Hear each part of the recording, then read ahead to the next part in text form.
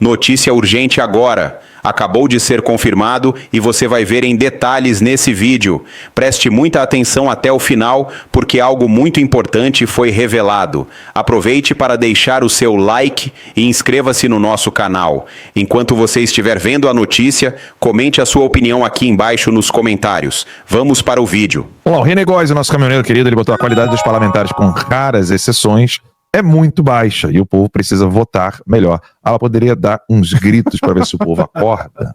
É isso aí. Aquele recado do Luiz Felipe, ele tem um peso enorme, porque eu e o Luiz Felipe, nós estávamos nos movimentos de rua iniciais, e eu coloquei o Terça Livre à disposição. Então, por exemplo, quem acabou tendo programa no Terça Livre, na grade do Terça Livre? Caroline de Tônio. O Márcio Gualberto e a Cris Tonieto participaram dos programas antes das eleições e conseguiram ser eleitos ali graças a essa movimentação do Terça Livre. Nicolas Ferreira começou com um videozinho quando ele tinha 2 quilos, né? Ele é raquítico, ele tinha um programa com a gente, hoje ele tá fortinho, né? Ele tinha programa, a gente colocou ali vídeos dele junto com a Fernandinha Salles, foi lançado ali pelo Terça. Zoe Martins começou fazendo lives ali no Terça Livre. Eu pedi autorização da mãe da Zoe. A Zoe tinha 16 anos. Eu pedi autorização da mãe da Zoe para poder comprar as passagens para ela poder ir para as manifestações em Brasília. Então, assim, a lista é enorme. E toda essa galera, todos eles, tinham uma postura diferente da que eles têm hoje. Eles estão institucionalizados. Durma com esse barulho. Então, assim, nós temos que começar a cobrar os políticos. Tá na hora. Voltar a tirar o aspecto do político popstar. Não tem político que é popstar. Como o Luiz Felipe falou ali. O pessoal não vai gostar do que eu falei, mas é como o Luiz Felipe falou. Ele é príncipe e eu cheguei e falei, e aí, qual é? Você é monarquista ou não, irmão? Eu quero saber, eu sou povão. Eu vou continuar cobrando como povão. Quem não gostar, ou que vá para a elite dos políticos, ou vira príncipe. Mas o príncipe gostou. Leonardo, a massa só vai acordar quando o Marcola virar ministro do STF. PQP. Obrigado, Leonardo. Batman, o retorno. O PCC vai mandar no Rio agora. E todo mundo achando que estão fazendo justiça. É só troca de poder, galera. Quem tá fora da prisão? Marcola. God bless you guys. Ele não tá fora da prisão, né? Tá preso. Mas o maior processo que havia contra o PCC foi prescrito. O próximo jantar do Gilmar Mendes deve ser com o Marcola. Não, e detalhe, né? O Lacombe trouxe aqui, o senador que é o relator lá da lei do impeachment, do projeto de lei do impeachment, ou seja. E o Ronaldo, deputado Luiz Felipe colocou corretamente a necessidade de uma reforma geral, iniciando por uma constituinte. Uma pergunta para a discussão: como iniciar na prática esse processo? Pois quem propor será considerado golpista e preso pelo STF? Então, eu acho que o que o Ronaldo quer entender é como surgem os movimentos políticos na história da humanidade. Na história recente, ou seja, da Revolução, um pouco antes da Revolução Francesa para cá, todo movimento político que as pessoas consideram algum tipo de movimento genuinamente povão de intelectuais. Isso, inclusive, é objeto de análise em várias aulas do COF, onde o professor Olavo ele mostra que não tem uma única ideia em circulação hoje, que não tenha surgido de círculos de intelectuais. Clube do Livro, entendeu? Então, por mais que as pessoas pensem assim, não, eu gosto disso aqui porque é assim que eu aprendi com meu pai, com a minha mãe, ou coisa do povão, não, isso surgiu em círculos de intelectuais. Se a ideia é algo, aquilo que você acredita é algo muito bom e foi já comprovado com mais de 1000 anos ou 2000 anos de história, é porque isso surgiu em círculos intelectuais monásticos, ou com pouquíssimas alterações no decorrer do tempo. Mas as outras todas surgiram de círculos intelectuais modernos. Então, se nós precisamos ter uma conscientização de uma reforma estrutural brasileira, isso tem que surgir de círculos intelectuais. Pô, aí agora tu me fudeu, porque eu sou da periferia e tal, não sei o quê, você me entende, você é de Morro Agudo, então não tenho o que fazer. Tem.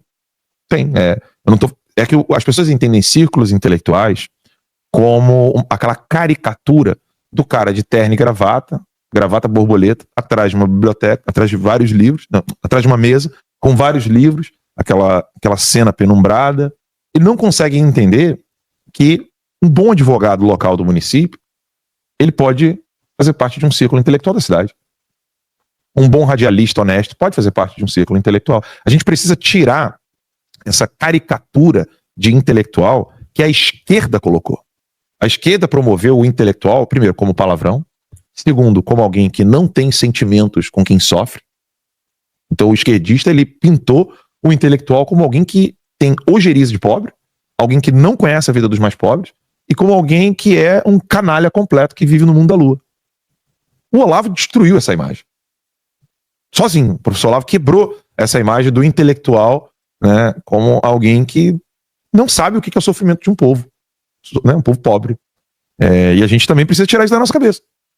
Quando você fala de batalha cultural, todo mundo no povão já tem a primeira imagem na cabeça deles, qual que é? É aquela imagem de alguém, desculpa o termo, escrota, arrogante, pedante, que não sabe o que a Dona Maria está sofrendo como faxineira. Tô saindo da... Vocês não me viram aqui, né? Você não me viu aqui. Tomasi, Botelho, convidado a dizer que Jair não escolheu bem o ministro da STF, tendo como base com Joyce e Frotas, estudante gratuita, no mínimo desonestidade intelectual, coisa liberal. Não, o pessoal ficou chateado com a menção à rachadinha, porque nunca foi nada aprovado. E como eu falei, aquela lista de rachadinhas da Assembleia Legislativa do Estado do Rio de Janeiro tinha 27 deputados, né, envolvidos, Quase todos. a maioria, né, e o Flávio Bolsonaro era o 17º em volume de transação ali que estava suspeita, digamos assim. Então ele 1.200.000 e o Siciliano 50 milhões. Óbvio que naquele momento ali todo mundo... A questão da indicação do Nunes Marques já era um momento em que o Bolsonaro dependia da ajuda do Centrão no Congresso, né?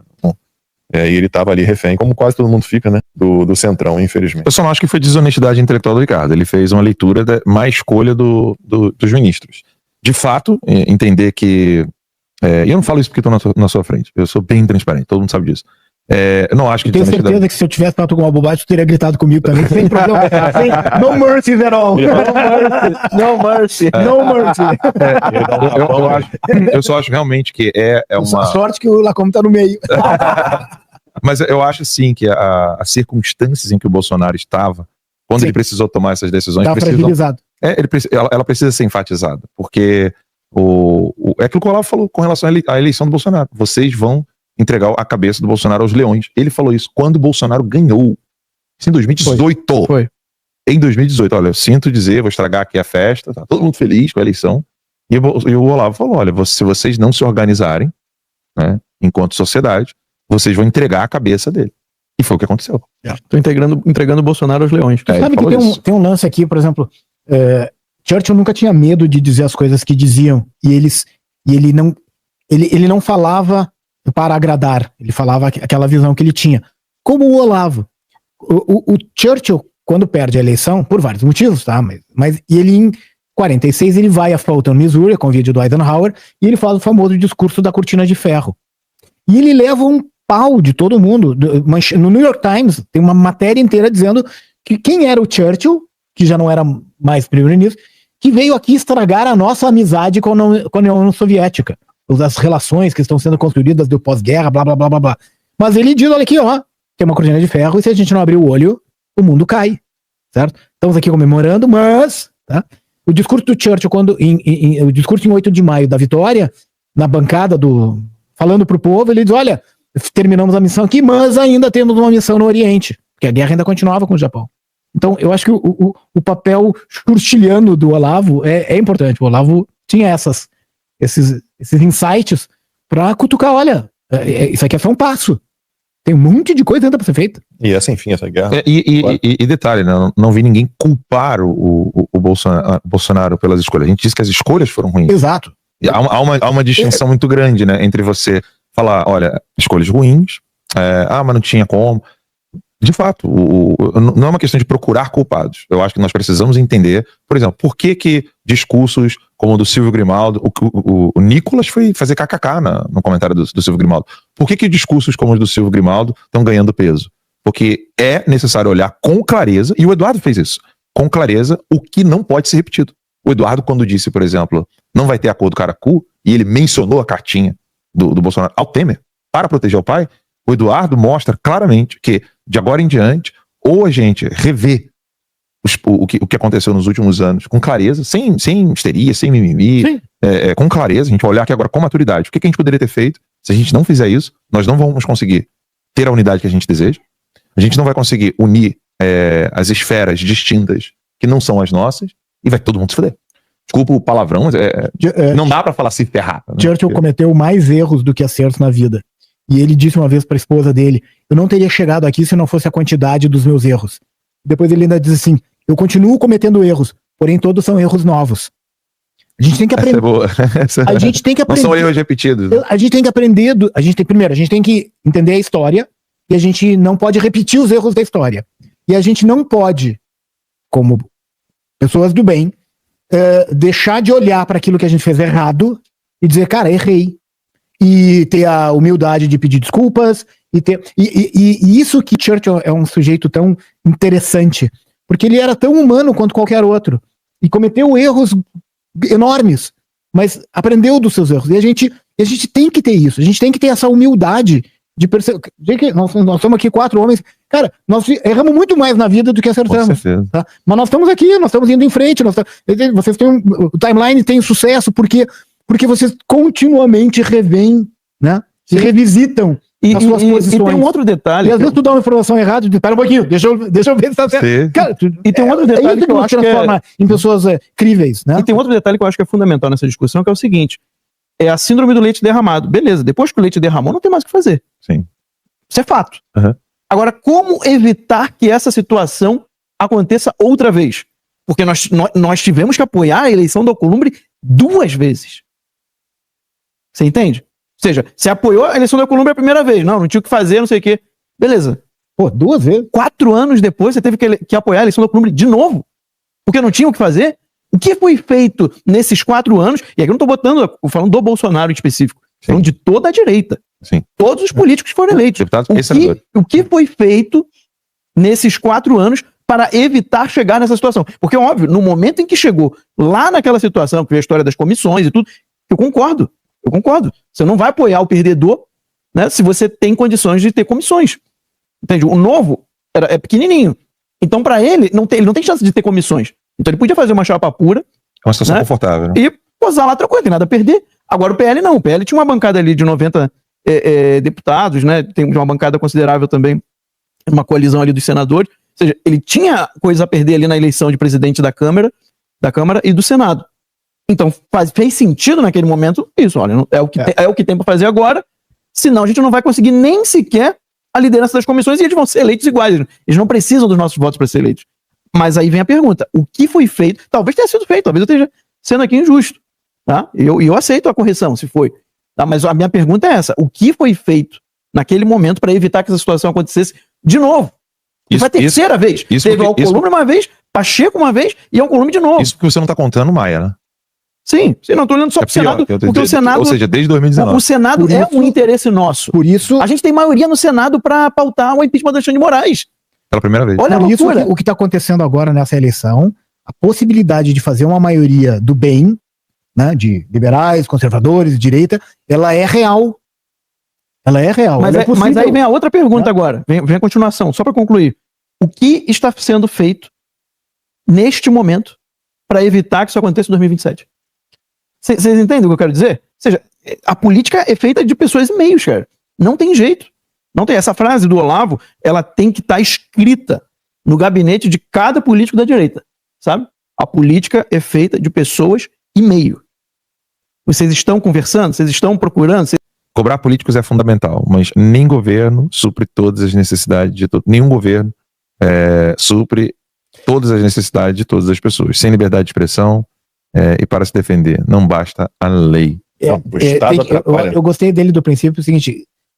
eu acho que foi o Reagan que disse, cuida com o que tu pede com o governo, porque ele pode te escutar. Verdade. Cuida, a gente tem que aprender a viver a vida sem governo. Agora eles estão falando aí dessa lei, né, nova, né, para aplicativos tipo iFood, né, de entrega de comida, e aí parece que colocaram a relatoria na mão do Boulos, e o Guilherme Boulos já falou que vai ficar mais caro. Claro, eles querem meter imposto. Cara, quando o Estado põe a mão, já sabe que vai ficar mais caro pro povo. Não tem jeito, sempre assim. Adriano, o príncipe disse que a iniciativa nunca parte do povo. E é verdade, não parte ou não. Mas de uma elite intelectual que se une e lidera os movimentos. Esses líderes da época da Dilma estão exilados, presos ou com medo de o serem. Quem vai assumir agora? Não precisa assumir, porque não é nada nacional, entendeu, Adriano? É local mesmo. A gente só está precisando de pessoas que façam essa discussão se tornar real. Eu acho que a internet ela ajuda bastante, mas aparentemente, eu posso estar equivocado, mas é da maneira que eu interpreto, o Brasil, a discussão política brasileira hoje, ela virou sala de internet no mundo real. Eu achei a frase do Reagan aqui, que é o seguinte: a visão do governo sobre economia pode ser resumida em poucas frases curtas. Se algo se move, cobra imposto. Se continuar se movendo, regule-o. Se parar de mover, subsidio. Subsidio-o. É bem isso mesmo. José Carlos Pires botou ali: eu aceito a crítica que Bolsonaro indicou mal para o STF, mas prefiro que a crítica venha com a solução do fato que ele, infelizmente, precisa da aprovação do Senado. Como o Lula está enfrentando agora, né? Ou seja, de fato, nomes melhores poderiam ser dados. O André Mendonça, o Alcolumbre atrapalhou um bocado a indicação dele. O Alcolumbre deixou Só que mofando. a observação do José é muito pertinente. Só que o melhor dos nomes, como é que passa um bom nome no Senado, né? Olha, as sabatinas do Senado brasileiro não são como as sabatinas do Senado americano. As nossas perguntas é meio assim: que time você torce, qual é a cor que prefere, e churrasco ou sushi. Entende? Não tem uma cobrança. Tanto que os caras são aprovados em um dia. Mas isso acontece porque antes o cara que vai ser sabatinado, ele vai no gabinete de todo mundo já tá acertado. E acerta com todo mundo. A pergunta é: se você bota um cara bom que não tá disposto a fazer acerto com ninguém, ele será aprovado? Será que ele vai ser aprovado? Essa é a grande pergunta. Eu acredito que com um Senado melhor, e se Deus quiser 2020 ser melhor, aí isso seja diferente, né? E aí você imagina ter o Flávio na presidência e uma maioria no Senado, né? Na verdade, a gente tem uma grande oportunidade ano que vem, porque são 2 vagas. Sim. E, por exemplo, Rio Grande do Sul. Nós temos o Marcel Van Hatten, que vai ao Senado. Sim. Quem vota no Marcel Van Hatten é um voto de direita, liberal, conservador, de alguém que quer algo correto. Bom, se a gente tem um segundo candidato da mesma linha, quem votar num, vota no outro. Então, se eleger um, elege o outro. Certo? Então você tem a possibilidade. Porque você não vai votar no Marcel Van Hatten e votar em alguém do PT. Manuela Dávila. Não, Manuela Dávila. Não, entende? É verdade. Embora tinha gente que votava no Lula e votava no governo no Tarcísio. Sei lá. Mas eu acho que se a gente conseguir estabelecer essa lógica, nós temos aí 50 e quantos senadores que vão ser eleitos? São 54. 54 senadores a serem eleitos. O STF está desesperado. Se você já tem lá hoje os outros 30 e poucos lá, se você tiver 15, 20 do lado do bem, sim. Se você eleger metade, 40, você tem mais do que os 41. Não, e não é você utópico. tem 50, 60. E não é utópico, Ricardo, porque senão não é utópico. Normalmente não teria mudado ali não é na loucura dele, né? É absolutamente factível. É uma coisa assim que e se cada estado do Brasil eleger um do bem, vamos chamar assim do bem, já é a maioria. Já é a maioria. Porque esses 27 com mais 20. Bom, mas nem 20. 14. Você tem, sabe? Não, é tão factível. Você já faz um presidente do Senado. Já faz o presidente do Senado e já faz um monte já melhora a pauta. Já começa a desenhar essa reforma que o deputado Luiz Felipe começa. E aí é que é o desespero do STF, né? Sim. Porque aí você pode ter liberdade para indicar um ministro. Ou negar o ministro. E o ponto do José é muito pertinente, né? Ou seja, realmente os nomes foram horríveis, entretanto, porém, todavia, contudo, quais Não é possível. Mostra aí, Bruno.